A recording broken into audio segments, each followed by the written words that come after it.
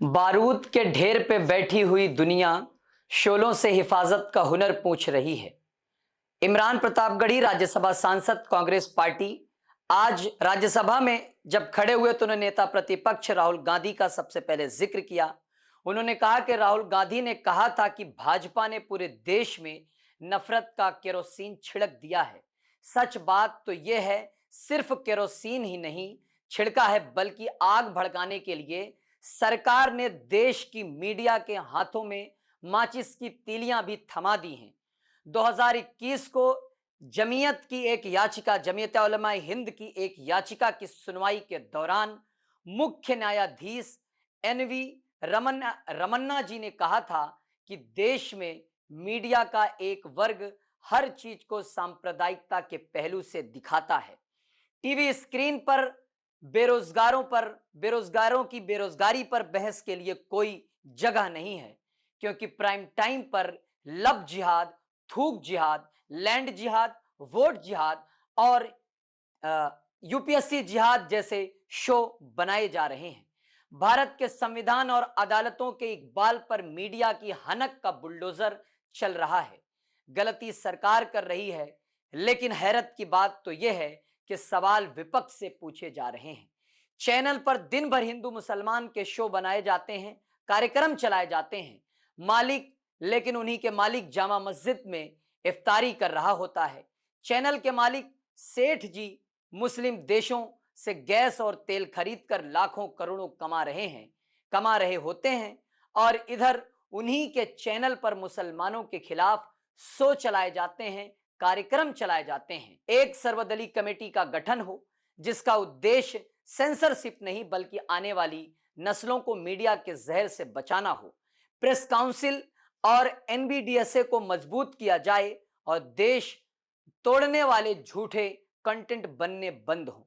आपको बता दें, इमरान प्रतापगढ़ी के पूरे बयान का जो जोर था वो मीडिया पर था। मीडिया द्वारा परोसे जा रहे उन तमाम सारे नफरती कार्यक्रमों पर भी था। उनका इशारा रजत शर्मा की तरफ था कि इंडिया टीवी के जो मालिक हैं, इंडिया टीवी के जो हेड हैं, वो हर साल एक रस्मानी तौर पर वो जामा मस्जिद के पेश इमाम बुखारी के साथ वो इफ्तार करते हैं, लेकिन उन्हीं के टीवी यानी इंडिया टीवी पर या उनके चैनल पर ऐसे कार्यक्रम बनाए जाते हैं जिसमें कुछ एक जगहों पर तमाम सारे उनके कार्यक्रम सांप्रदायिकता का रंग देते हैं। उन्होंने व्यंग्य किया कि उनके जो मालिक हैं वो आके इफ्तार करते हैं और मुस्लिम देशों से तेल खरीदते हैं, लेकिन उन्हीं के मालिक आकर उसके बाद ऐसा इफ्तार भी करते हैं। उनकी पूरी स्पीच को आप सुने। बारूद के एक ढेर पे बैठी हुई दुनिया शोलों से हिफाजत का हुनर पूछ रही है। क्या बात है। कभी नेता प्रतिपक्ष राहुल गांधी ने कहा था कि भाजपा ने पूरे देश में नफरत का केरोसिन छिड़क दिया है। सच बात तो यह है कि सिर्फ केरोसिन नहीं छिड़का है बल्कि चिंगारी भड़काने के लिए सरकार ने मीडिया के हाथों में माचिस की तीलियां भी थमा दी हैं। 2 सितंबर 2021 को जमीयत की एक याचिका की सुनवाई करते हुए मुख्य न्यायाधीश एनवी रमन ने अपनी टिप्पणी में कहा था कि देश में मीडिया का एक वर्ग हर चीज को सांप्रदायिकता के पहलू से दिखाता है। टीवी स्क्रीन पर किसानों की बदहाली और नौजवानों की बेरोजगारी पर बहस के लिए कोई जगह नहीं है, क्योंकि प्राइम टाइम के लिए लब जिहाद, लैंड जिहाद, वोट जिहाद, थूक जिहाद और यहां तक कि यूपीएससी जिहाद जैसे कार्यक्रम बन रहे हैं। टीवी स्टूडियो अदालत बन गए और कानून की किताब की जगह टीआरपी से फैसले तय हो रहे हैं। भारत के संविधान और अदालतों के इकबाल पर मीडिया की हनक का बुलडोजर चल रहा है। गलती सरकार कर रही है, सवाल विपक्ष से पूछे जा रहे हैं। जो पत्रकार इस नफरती एजेंडे में शामिल नहीं है, या तो उनकी नौकरियां छीन के उन्हें घर बिठा दिया जा रहा है या फिर सिद्दीक कप्पन की तरह जेल भेजा जा रहा है। रीढ़ वाले मीडिया संस्थानों पर एजेंसियों के छापे हैं और प्रशस्ति गीत गाने वाले एंकरों के साथ प्रधानमंत्री जी सेल्फियां खिंचवा रहे हैं। सभापति महोदय, कभी टीवी चैनलों के थंबनेल देखिए, बदन में सुरसुरी दौड़ जाएगी। मुस्लिम मोहल्ला, मोदी पर हमला, मौलाना खुल्ला, नफरत के बाजार में मीडिया हाउस के मालिकान अपना जमीन और ईमान दोनों बेच रहे हैं। इधर दिन भर चैनल पर मुसलमानों के खिलाफ जहरीला एजेंडा चल रहा होता है और उधर चैनल का मालिक शाम में जामा मस्जिद के शाही इमाम का मेहमान बनकर मोहब्बतों की अफ्तारी कर रहा होता है। चैनल के मालिक सेठ जी मुस्लिम देशों से गैस और तेल खरीद कर लाखों करोड़ रुपए कमा रहे होते हैं, और इधर उन्हीं सेठ जी के चैनल पर मुसलमानों को गाली देने वाले कई कई शो चल रहे होते हैं। सोशल मीडिया तो और बड़ा जहरीला हथियार बन गया है। यूट्यूब पर व्यूज के लिए परोसा जा रहा सांप्रदायिक कंटेंट समाज के लिए कैंसर से कम नहीं है। सभापति महोदय, मैं पत्रकारिता का विद्यार्थी रहा हूं, इसलिए कह रहा हूं कि जीवन पुस्तक फट जाती है, कागज पीला हो जाता है। जीवन पुस्तक फट जाती है, कागज पीला हो जाता है। सोच के देखो हर एक मौसम क्यों जहरीला हो जाता है। बच्चों के सच्चे जहनों में झूठी बातें मत डालो, कांटों की सोहबत में रहकर फूल नुकीला हो जाता है। मैं आपसे अपील करता हूं सर कि आपकी निगरानी में एक सर्वदलीय कमेटी का गठन होना चाहिए, जिसका उद्देश्य सेंसरशिप नहीं बल्कि आने वाली नस्लों को मीडिया और सोशल मीडिया के जहरीले असर से बचाना हो। प्रेस काउंसिल और एनपीटीएसए को मजबूत किया जाए, देश तोड़ने वाले झूठे कंटेंट बंद। सप्लीमेंट्री श्रीमान इमरान प्रताप गढ़ी जी। धन्यवाद सभापति महोदय। मैं आपके माध्यम से माननीय संस्कृति मंत्री जी से एक बहुत जरूरी सवाल पूछना चाहता हूं। लाइब्रेरी से जुड़ा नहीं है लेकिन संस्कृति मंत्रालय से जुड़ा है, क्योंकि तीनों प्रश्न एक जैसे लगे हुए हैं आसपास। तो मेरा सवाल आपसे है कि पिछले दिनों दिल्ली के भारत मंडपम में सभापति महोदय एक संस्था है जिसका नाम सनातन संस्था है, उसने एक कार्यक्रम आयोजित किया जिसके लिए संस्कृति मंत्रालय ने क्या 63 लाख रुपए की सहायता दी, जबकि उस संस्था पर गौरी लंकेश और एमएम कलबुर्गी की हत्या के आरोप हैं और उसकी जांच कर्नाटक पुलिस कर रही है। और उस कार्यक्रम में मुसलमानों के खिलाफ बेहद आपत्तिजनक नारे लगाए गए और आप भी उस कार्यक्रम में मौजूद थे। तो मेरा सवाल है कि क्या 63 लाख रुपए दिए गए, और अगर आप थे तो आपने इस कार्यक्रम में मंत्रालय की तरफ से सहयोग क्यों करवाया, और आप क्या मौजूद थे? मेरा सीधे सीधे सवाल है मंत्री जी से। अरे सभापति महोदय, प्रश्न बिल्कुल भी मूल प्रश्न से संबद्ध नहीं है।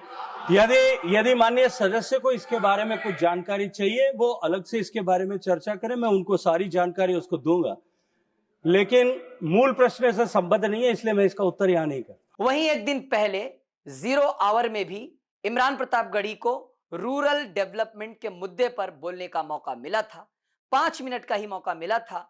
उन्होंने अपनी बात की शुरुआत अमूमन एक शेर से करते हैं, वो सांसद से पहले एक शायर भी हैं।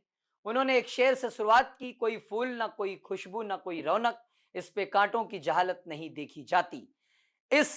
उन्होंने अपनी इस शेर के अंत में जो लाइन कही थी वो कुछ यूं थी कि तुमने क्या काम किया उनके अभावों के लिए, जिनकी मेहनत से तुम्हें तख्त मिला, ताज मिला। उनके सपनों के जनाजों में तो शामिल होते, जिनके चुप रहने से तुम्हें राज मिला।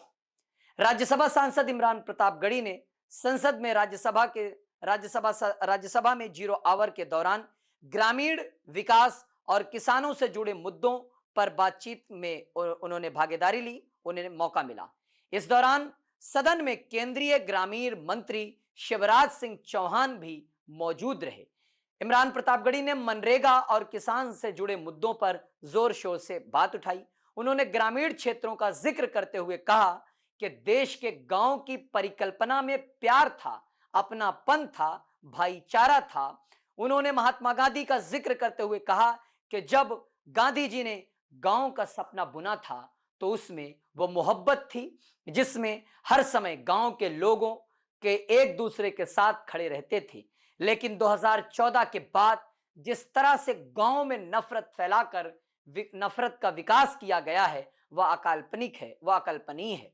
देश में मनरेगा से जुड़ा वर्ग परेशान है, मगर सरकार मनरेगा को प्रोत्साहित करने के बजाय मनरेगा का नाम बदलने में लगी हुई है। वीबीजी राम जी उसका नाम कर रही है। मनरेगा पूरी योजना को, जो एक योजना ग्रामीण विकास के लिए लाई गई थी, उसको पूरी तरह से खत्म करने की कोशिश कर रही है, या यूं समझिए कि खत्म करती जा रही है। किसान देश की सरकार या किसान सरकार के सामने लगातार अपनी मांग लेकर खड़ा है, लेकिन सरकार ने किसानों के रास्ते में फूल बिछाने के बजाय कीलें बिछा दी हैं, जिसके कारण 700 से ज्यादा किसान शहीद हो गए। देश के गांव में प्रधानमंत्री योजना के तहत आवास बने, लेकिन बीजेपी की राज्य सरकारें उन्हीं आवासों पर बुलडोजर चलाती जा रही हैं, बुलडोजर चला रही हैं। ऐसे वीडियोस उत्तर प्रदेश से आए हैं जहां पर कुछ ऐसे प्रधानमंत्री आवास या सरकारी आवासों पर भी अवैध बताकर बुलडोजर चलाए गए हैं।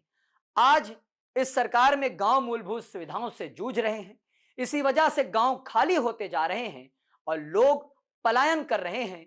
उत्तर प्रदेश और बिहार जैसे राज्यों के भीतर पलायन एक बड़ी समस्या बनती जा रही है। इमरान प्रतापगढ़ी लगातार 2 दिन संसद में बोलने का मौका पाए।